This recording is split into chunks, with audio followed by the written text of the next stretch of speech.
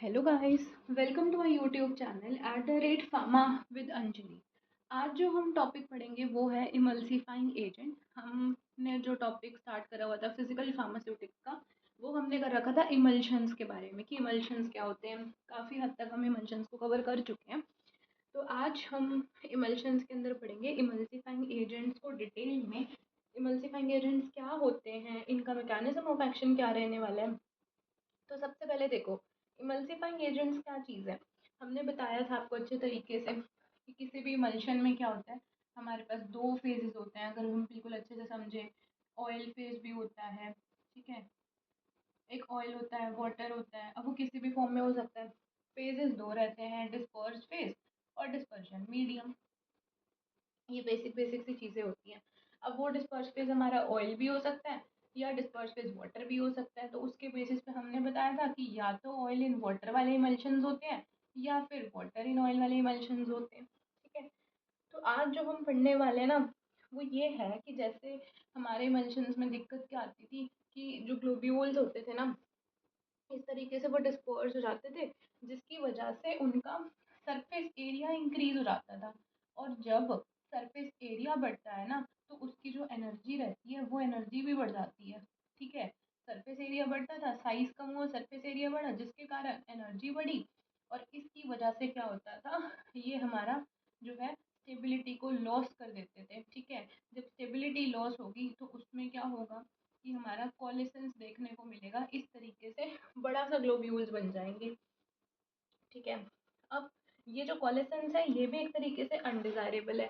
तो हम किस तरीके से इनकी जो ये रीग्रुपिंग हो रही है इन ग्लोब्यूल्स की, हम कैसे रोक सकते हैं, ठीक है। हम ये नहीं चाहते कि ऐसा कोलेसेंस भी हो, ठीक है।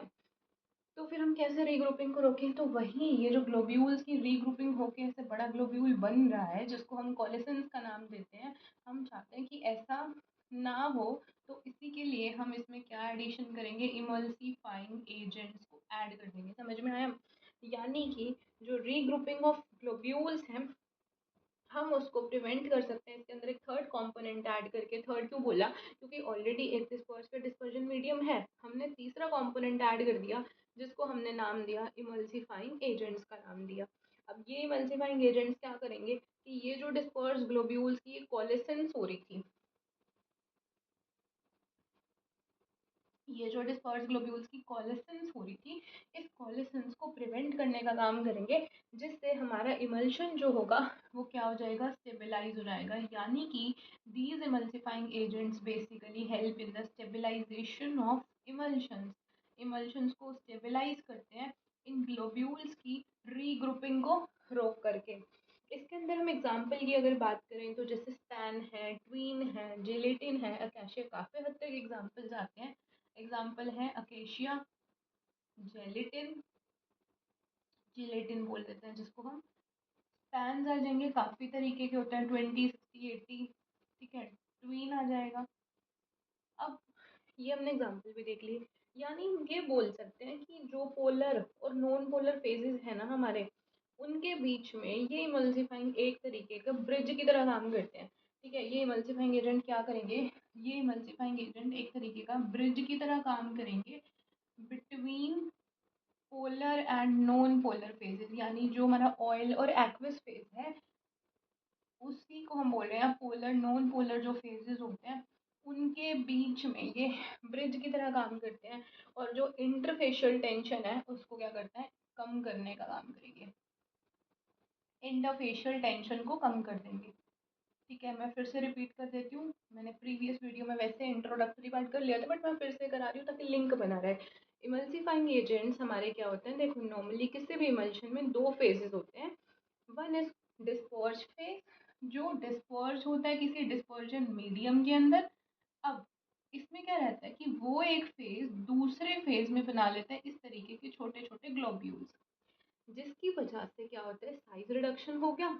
साइज रिडक्शन होगा तो सरफेस एरिया बढ़ेगा, और जब सरफेस एरिया बढ़ता है तो जो इंटरफेशियल एनर्जी होती है, सरफेस फ्री एनर्जी होती है, वो एनर्जी बढ़ जाती है। जब इन ग्लोब्यूल्स में एनर्जी आ जाएगी काफ़ी, तो ये क्या करेंगे, आपस में टकराएंगे, इस तरीके का बड़ा ग्लोब्यूल बना लेंगे, जिस फिनोमिना को हम कोलेसेंस बोलते हैं। हमारे स्टेबिलिटी पॉइंट ऑफ व्यू से This coalescence phenomena is undesirable. So to prevent this phenomena, that is conversion of these globules into the coalescence into a large globule, हम इसको prevent कर सकते हैं by addition of third component that is called as emulsifying agents. हर एक emulsion में ये जरूर डलता है for stability point of view, यानी कि हम बोल सकते हैं कि इमल्शंस को स्टेबलाइज करने का काम कौन करता है, हमारे इमल्सिफाइंग एजेंट्स करते हैं। अब ये इमल्सिफाइंग एजेंट्स हमारे पोलर और नॉन पोलर जो फेजेस होते हैं उनके बीच में एक ब्रिज की तरह काम करा करते हैं, ठीक है। यानी कि ये इंटरफेशियल टेंशन को क्या कर देंगे, कम कर देंगे। एग्जाम्पल की बात करें तो इसमें आता है अकेशिया आएगा, जिलेटिन आएगा, स्पैन और ट्वीन आएगा। इसके बाद हमारे पास आता है बैंक्रॉफ्ट का रूल, ठीक है। मैं आपको ये सारा ही दोबारा बता रही हूँ। तो बैंक्रॉफ्ट का रूल क्या बोलता है वो हम देख लेते हैं।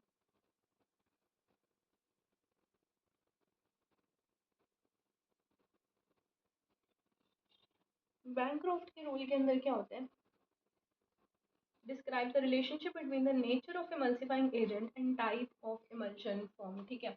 जो हमारा बैंक्रॉफ्ट रूल होगा उसने क्या बोला था कि बैंक्रॉफ्ट के रूल ने ये बोला था कि ये एक रिलेशनशिप डिस्क्राइब करता है किसके बीच में, कि हम कौन से तरीके का इमल्सिफाइंग एजेंट यूज कर रहे हैं, ठीक है। हम कौन से तरीके का इमल्सिफाइंग एजेंट यूज कर रहे हैं एंड कौन से टाइप का नेचर का हमारा इमल्शन फॉर्म हो रहा है, ठीक है। नेचर ऑफ इमल्शन, इन दोनों के बीच में जो रिलेशनशिप डिस्क्राइब करता है वो करता है Bancroft rule. Describe the relationship between the type of emulsifying agent जो आप यूज कर रहे हो और उसको यूज करके कौन से तरीके का इमल्शन बनता है, ये डिसाइड करता है कौन सा आप इमल्सिफाइंग एजेंट उसमें डालोगे, ठीक है।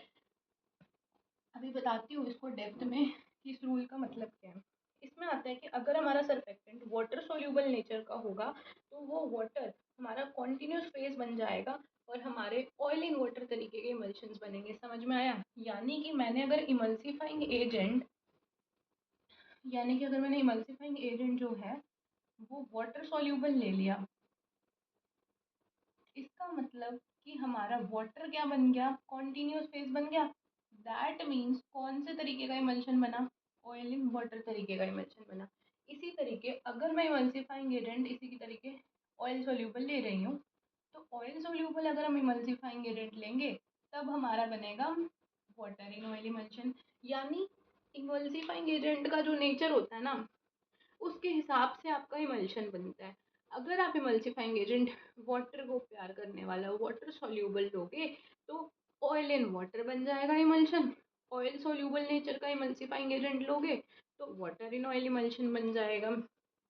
इसको और अच्छे से समझाने के लिए मैं ये बताती हूँ कि अगर हमारा इमल्सिफाइंग एजेंट जो हम डाल रहे हैं वो कैसा है, कौन से टाइप का इमल्शन फॉर्म होगा, ये डिसाइड करेगा आपका इमल्सिफाइंग एजेंट का। इतना बड़ा रोल है। अगर इमल्सिफाइंग एजेंट वाटर सॉल्यूबल है, ठीक है, वाटर में घुलने वाला है, तो वाटर आपका कॉन्टिन्यूस फेज बन जाएगा और इमल्शन जो बनेगा वो बनेगा ऑयल इन वाटर सॉल्यूबल। अगर हम ऑयल सॉल्यूबल इमल्सिफाइंग एजेंट लेंगे तो ऑयल कॉन्टिन्यूस फेज बन जाएगा, इमल्शन बनेगा वाटर इन ऑयल। अब एग्जाम्पल की बात करते हैं कि अगर हमारा जो सरफेक्टेंट है इमल्सिफाइंग एजेंट है वो हमारा वाटर सोल्यूबल नेचर का है, ठीक है, तो ऑयल इन वाटर इमल्शन बन रहा है। एग्जाम्पल ऐसे कौन कौन से इमल्सिफाइंग एजेंट्स हैं जो वाटर सोल्यूबल होते हैं, ट्वीन, अकाशिया और बेंटोनाइट। यहाँ हम एग्जाम्पल लिख देते हैं कौन से इमल्सिफाइंग एजेंट्स हैं जो वाटर सोल्यूबल हैं। ट्वीन रहेगा इसके अंदर, ठीक है, बेंटोनाइट रहेगा, अकाशिया रहेगा। ये तीन एग्जाम्पल्स आप ध्यान रखना। ऑयल सोल्यूबल के अंदर हमारे स्पैन आते हैं, ठीक है, स्पैन 20, 80, 60 सुने होंगे आपने। ये जो स्पैन्स होते हैं ये ऑयल सोल्यूबल नेचर के होते हैं। इसके बाद हमने बताया था कि जो इमल्सिफायर्स होते हैं यानी कि जो हम इमल्सिफाइंग एजेंट यूज़ करते हैं इनकी एचएलबी वैल्यू पर डिसाइड करती है कि आपका कौन सा तरीके का इमल्शन बनेगा। अगर हम जो इमल्सिफाइंग एजेंट यूज़ कर रहे हैं वो इमल्सिफाइंग एजेंट की अगर एचएलबी वैल्यू ज़्यादा है, यानी कि एचएलबी वैल्यू ज़्यादा है, कितनी ज़्यादा है, 9 से 16, 9 to 16 की रेंज रहती है। अगर इतनी ज़्यादा एचएलबी वैल्यू होगी तो वो डेफिनेटली वाटर सॉल्यूबल होगा। और अभी बताया अगर इमल्सिफाइंग एजेंट वाटर सॉल्यूबल है तो ऑयल इन वाटर टाइप का इमल्शन बनेगा। इसके अपोजिट अगर बात करें, अगर H L B value 3 to 8 के रेंज में यानी एच एल बी वैल्यू कम है, तब क्या होता है, एच एल बी वैल्यू अगर कम होती है तब आपका emulsifying agent oil soluble nature का होता है, यानी कि वाटर इन ऑयल टाइप का इमल्शन आपका फॉर्म होगा। इसके अलावा हम क्या कर सकते हैं, ब्लेंड भी यूज़ कर सकते हैं। दोनों जो तरीके के इमल्सिफायर्स हैं उनका अगर हम ब्लेंड यूज़ करेंगे तब भी आपका एक सूटेबल इमल्शन बन जाता है।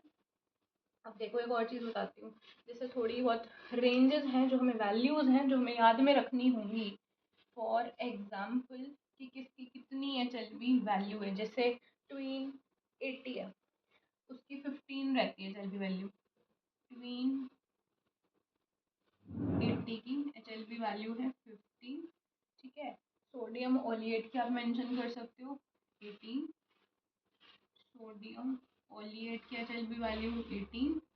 कम वालों में एग्जांपल आप दे दो, स्पैन 80 का 4.3, स्पैन 80 का 4.3, ग्लिसराइल मोनोस्टियरेट का 3.8,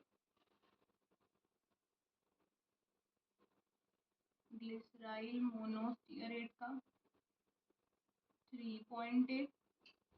इसके बाद हमने बताया कि इफ़ अगर आप combination of oil soluble and water soluble emulsifying agents use करते हो तो उससे भी काफ़ी हद तक अच्छे हमारे इमल्शंस बनते हैं, ठीक है। जैसे कि मैंने ले लिया ट्वीन 20 और ले लिया स्पैन 20।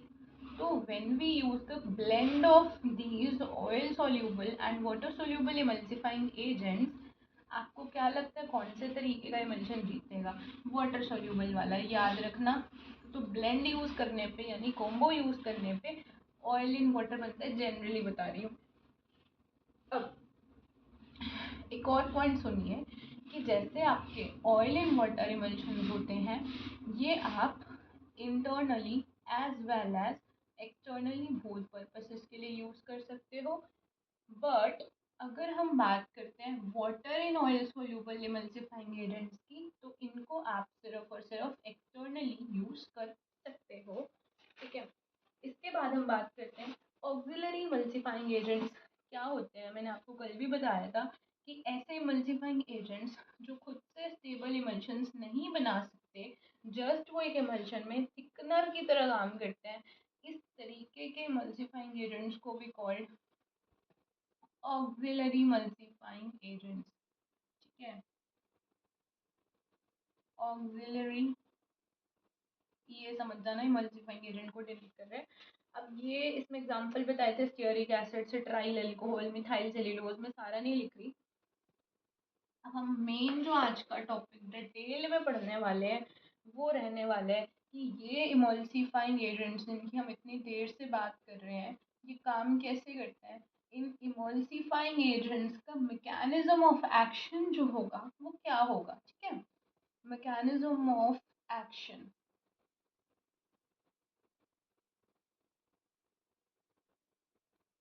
तो अब हमारे पास क्या होता है कि किस तरीके के फिल्म ये बनाने वाले हैं, इमल्सिफाइंग एजेंट्स को हम 3 तरीके से डिवाइड करते हैं।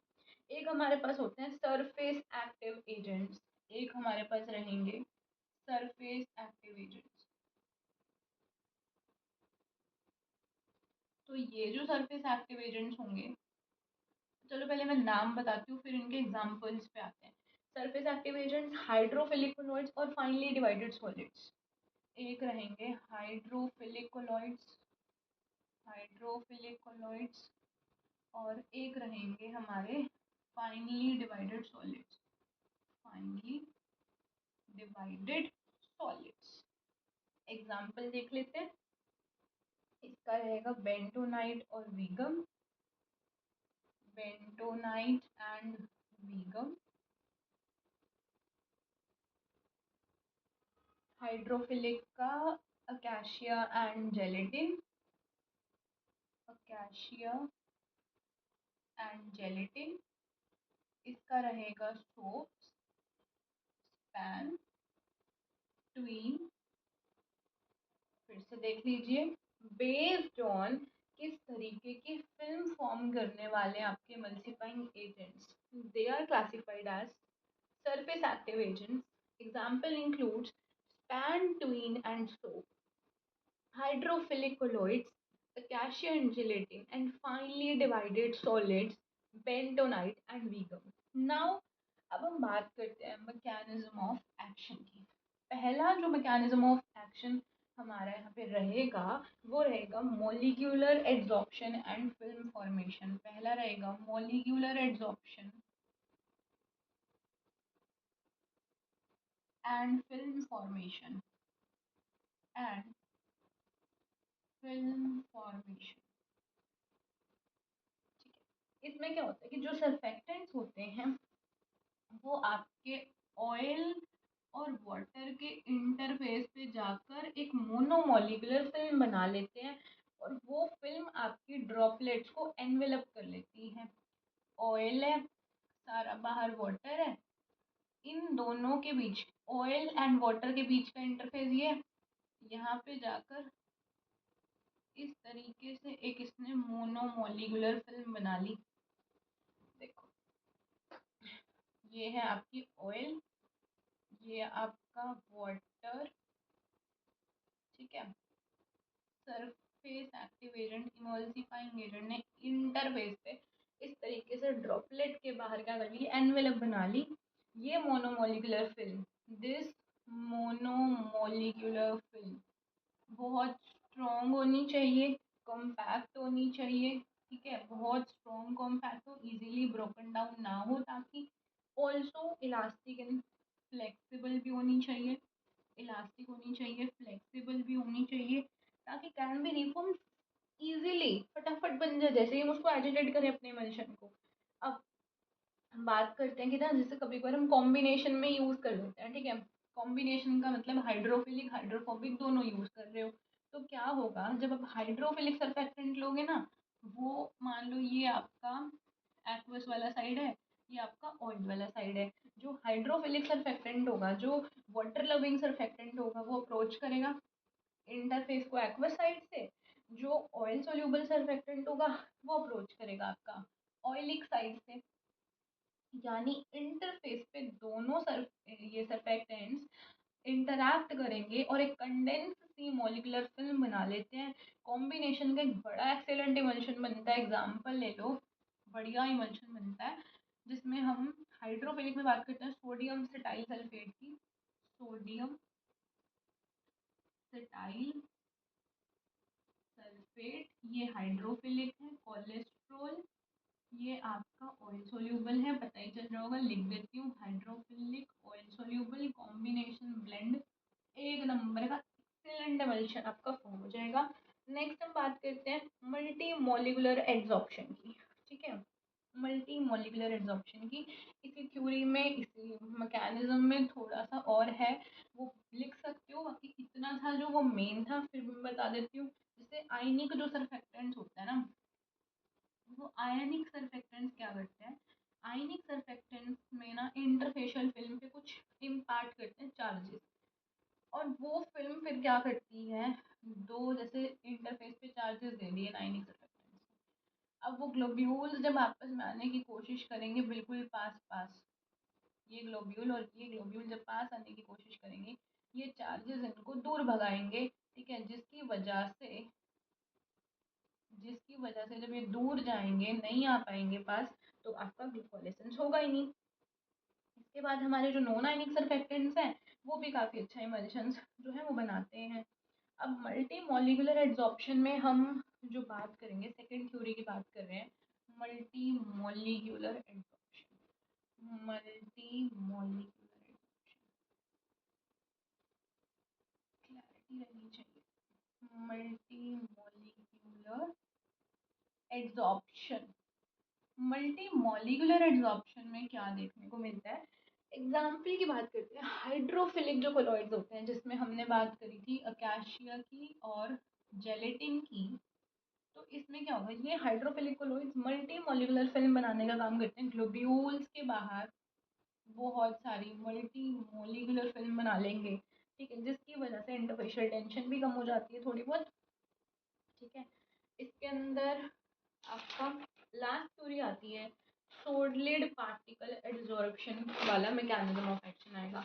अब सॉलिड पार्टिकल एडजॉर्प्शन में सॉलिड वाले हमने आपको बताया था तीसरा एग्जांपल, वो यहाँ काम करेंगे बेंटोनाइट और वीगम, जो फाइनली डिवाइडेड सॉलिड्स आपको बताए थे। तो थर्ड आती है आपकी solid particle adsorption. Solid particle adsorption.